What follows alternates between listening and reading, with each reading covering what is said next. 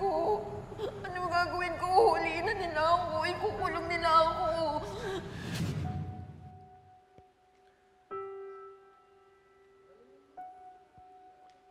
Huwag po kayo mag-alala kasi makakaalala pa rin po si Lolo.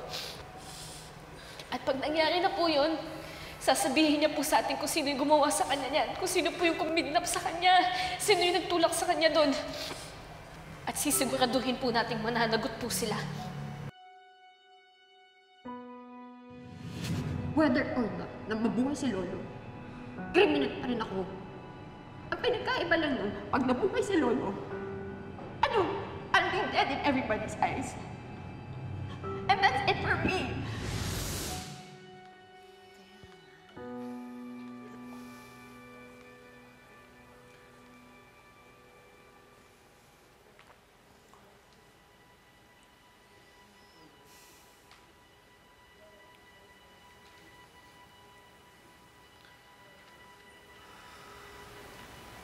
Carlos, parang ang lalim ng iniisip mo,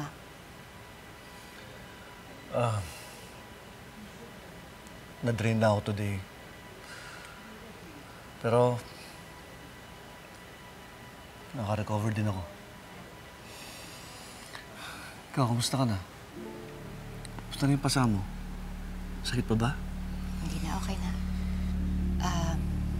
Nakausap ko nga pala si Zoe. Okay kaming dalawa. Gusto ko lang humingi ng sorry kasi naisip pa ni Chang Susan na meron kayong relasyon dalawa. Eh, ang sabi ko naman, parang anak mo na si Zoe. Carlos, hindi naman ako naniwala. Alam ko naman hindi totoo yun. Lynette. At saka, nasabi rin sa akin ni Zoe na nag-uusap kayong dalawa at pinapayuhan mo siya.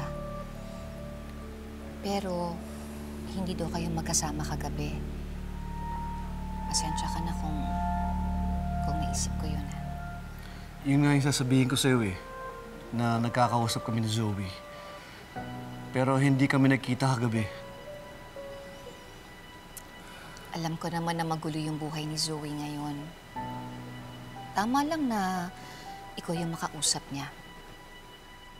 Sigurado ka? Okay lang sa'yo? Oo naman. Mas matino ka namang kausap kesa dun sa nanay niya. Tsaka sigurado naman ako na parang tatay na rin ang turing niya sa'yo, hindi ba?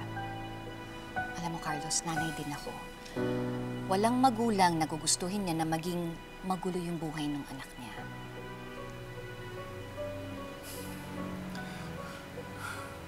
Salamat, Lynette, sa pangunawa mo. Alam mo, sa totoo lang, kung may chance akong ayusin ang buhay ni Zoe, gagawin ko. Kung may magagawa ka, bakit naman hindi? Salamat, Lynette.